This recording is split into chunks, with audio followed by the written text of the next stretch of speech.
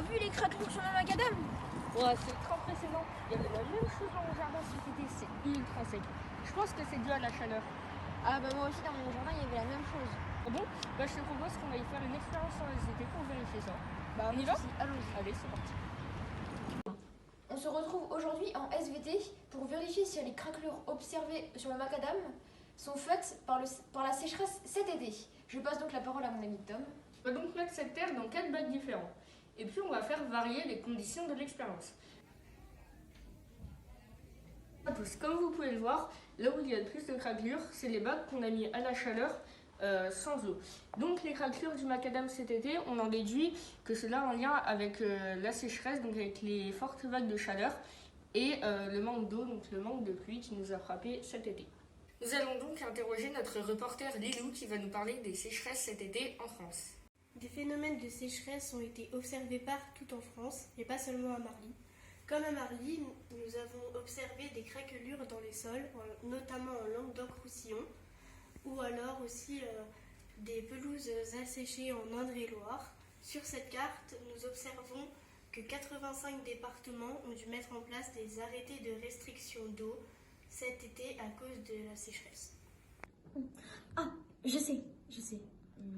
C'est le réchauffement climatique.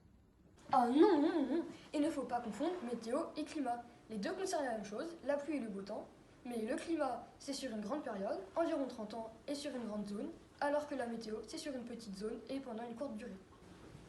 Ah, si je comprends bien, il faudrait vérifier que ce phénomène se répète partout dans le monde et depuis plusieurs années pour lier la sécheresse de cet été au réchauffement climatique. C'est ça? Exactement mon cher Tom. Et maintenant, notre reporter Anaï va nous parler de l'évolution des températures depuis 1880 et de l'évolution de la sécheresse. Je vous présente maintenant un graphique représentant l'évolution de la sécheresse. On peut décomposer ce graphique en deux parties.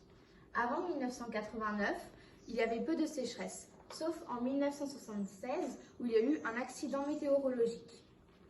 Après 1989, les sécheresses sont devenues récurrentes. C'est témoin de l'évolution climatique.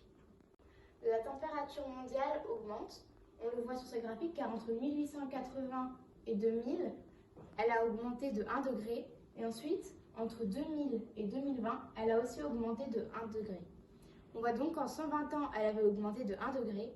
Et là, en seulement 20 ans, elle a aussi augmenté de 1 degré. La température mondiale augmente donc beaucoup plus rapidement.